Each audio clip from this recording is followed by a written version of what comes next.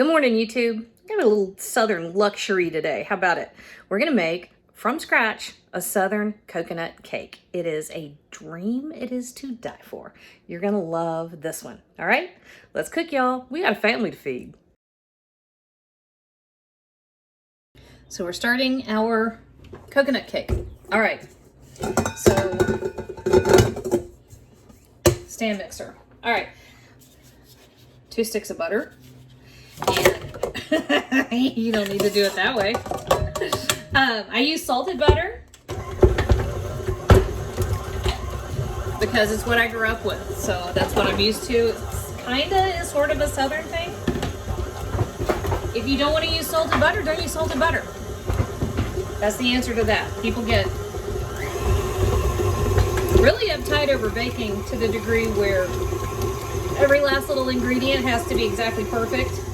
And yes, you do want your baking to be accurate. That's how you know you're going to have consistent results. But be willing to change and experiment a little bit. You might be surprised at what happens. I grew up doing that. I just made myself sound way more virtuous than I am. I did it because I didn't know any better. But I learned a lot of lessons. So get your butter going, and you're going to beat the butter up just until it's nice and fluffy. And my little beater bar here has what's supposed to be a scraper on it. It's not quite enough to get everything up off the bottom. And one of the things I have learned, and this is from experience, when you're baking, when you're mixing batters and things like that, make sure you're scraping down your bowl really pretty often, okay? All right, to this, we're gonna add 2 cups of sugar, just white sugar. And we're gonna let this beat until the whole shebang gets light and fluffy. So give this, 2 or 3 minutes. Turn him down. So our butter and sugar have had a couple minutes to cream together. And the ratio is a little tight, that's why it's clumping like that, so we're gonna loosen it up. We've got 4 eggs. And most recipes will say add them 1 at a time. The only reason that is to let them incorporate fully. I didn't know that. I never saw a reason to do that when I was younger.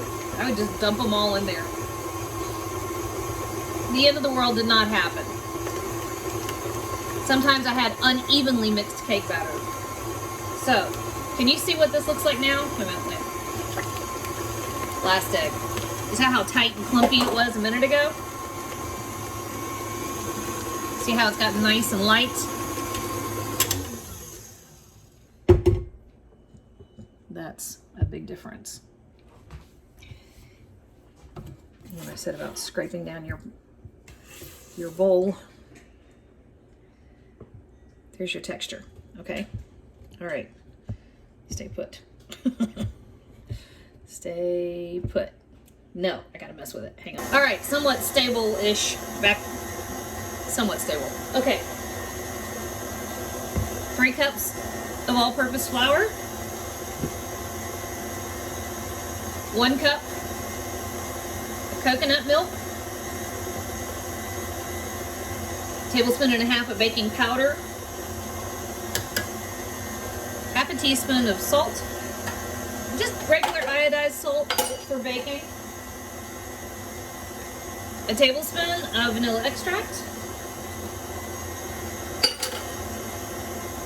1.5 teaspoons of coconut extract.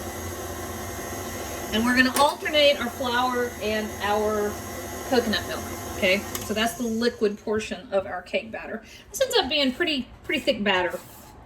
So because I added everything in here, I'm just gonna make sure I've got it well incorporated. And then I'm gonna add about 1/3. Probably, that was probably, I don't know how much that was. Slowly. Somewhere I have one of those shields that goes over the top of the bowl. Somewhere. Don't use it. Alright, so, good Lord. I'm getting messy even for me. Alright, so now I've got flour and coconut milk on the counter. So you're just going in batches. And again, the whole purpose of this is to fully incorporate your ingredients.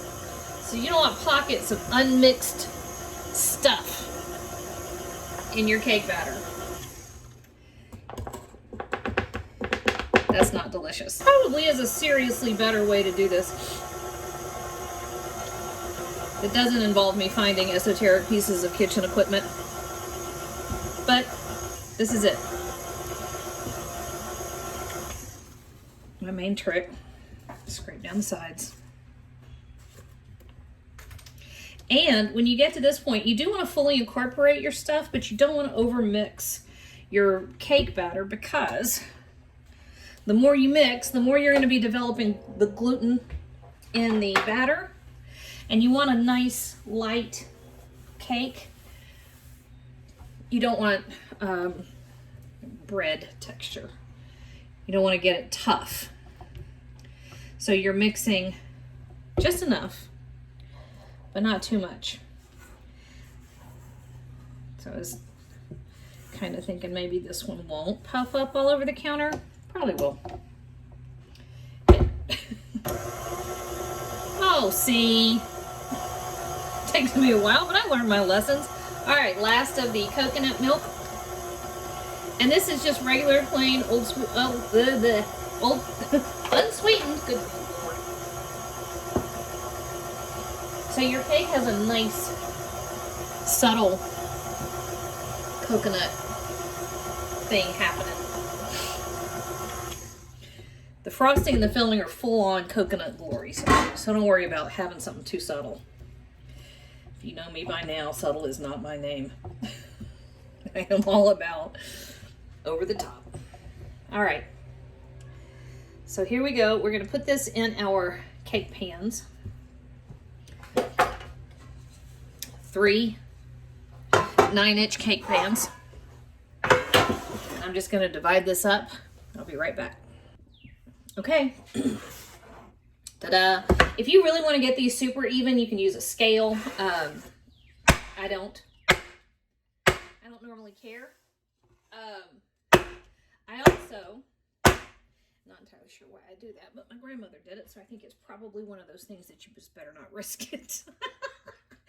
Theoretically, it releases air bubbles. Okay. All right, 350-degree oven, going in for 25 minutes or until something stuck in the middle comes out clean. I'll show you that next. All right, our cakes are still in. I'm gonna throw together a quick filling while we're waiting. All right, so I've got 1/3 cup of sugar in here, and I'm adding 1/2 cup of sour cream. You can use yogurt if you want to, Greek yogurt. Got 1/3 cup of flaked, sweetened coconut. And I'm gonna add a couple tablespoons of coconut milk. And I'm gonna throw this together. You just want it to be spreadable. You're gonna use it between the cake layers. And I just want that granulated sugar to sit in that moisture long enough to melt. So, that's it. All right, still waiting on the cakes to come out. All right, so they are out of the oven. Here's our little filling we're gonna set over there. All right, so they're gonna get about 10 minutes. I'll set the timer for 10 minutes. And they're gonna sit in their pans and just chill. Just not do a thing. This kind of does a couple things. One, it kind of helps the cakes maintain some cohesiveness, right? So if you turn them out too soon, there's a greater chance that they'll fall apart. 2, you have some residual carryover cooking happening, and that just takes advantage of that. And 3, it tortures your children because they don't know how long they have to wait when they're at this stage. They just know they can't touch. All right, we are starting our frosting for the coconut cake. We're gonna first improvise a little double boiler situation here because we're making a 7-minute frosting. 7-minute frosting just means you're going to whip the fire out of it for about 7 minutes, okay? It is the bane of many a Southern cook, but it doesn't have to be. All right, so they make special pans that serve as a double boiler. That's 1.5 cups of sugar. It's about 1 tablespoon of corn syrup, 2 egg whites,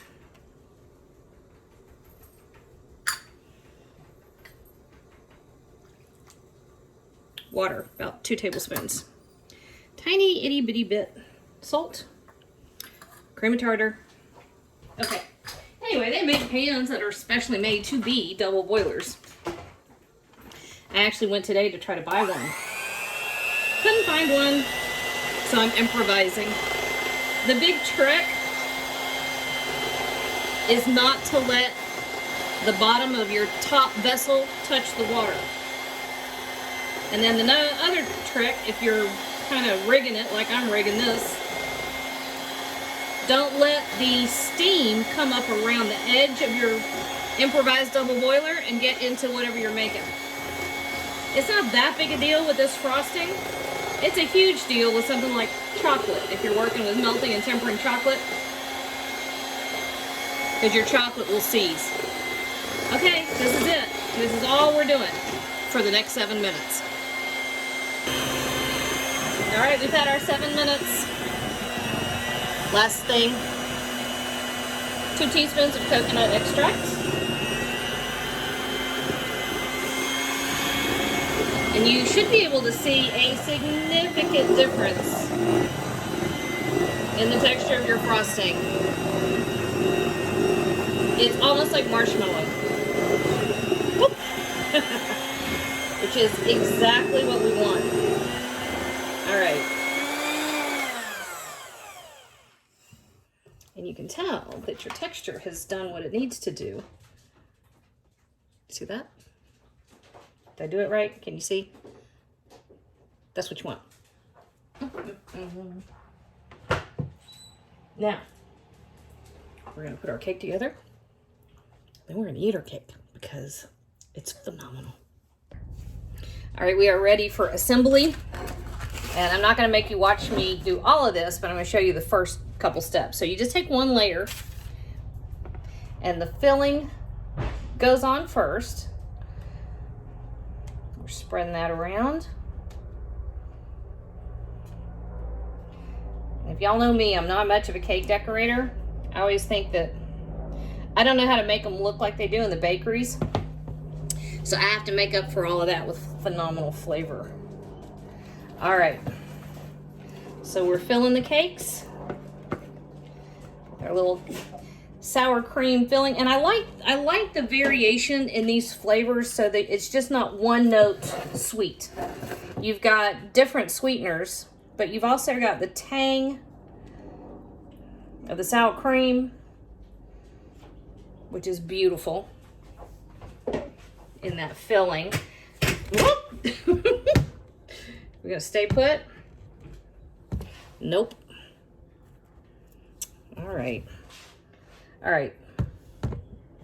We're not going to stay put.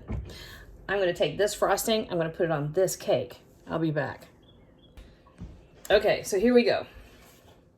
Our last little bit. When I was about 5, I saw a coconut cake and I was so enchanted. I thought it looked like every kind of fairy princess fairy tale I'd ever heard. I wanted that so badly. I thought it was just the best. I nagged and nagged and nagged and nagged. Finally, Stella made me a coconut cake. And I hated it. I absolutely hated it. I felt like I had been tricked. Oh my God, the disappointment was massive. It was unbelievable. I don't know how old I was when I realized that I actually loved coconut. And it was a very different situation. And now it's one of my favorites. But I never see a coconut cake when I don't think about that. My mother made me eat every bite of that piece of coconut cake, which she should have. I was a brat over that. Over a lot of things probably, but I was a brat over that coconut cake. All right, so here you go. You want to put this in the cooler, get it nice and cold, and then you serve it up. But look at that, y'all. Dun, dun, dun, dun. Dun, dun. That is something to be proud of. And my 5-year-old self would love every bit of it. I'll be back.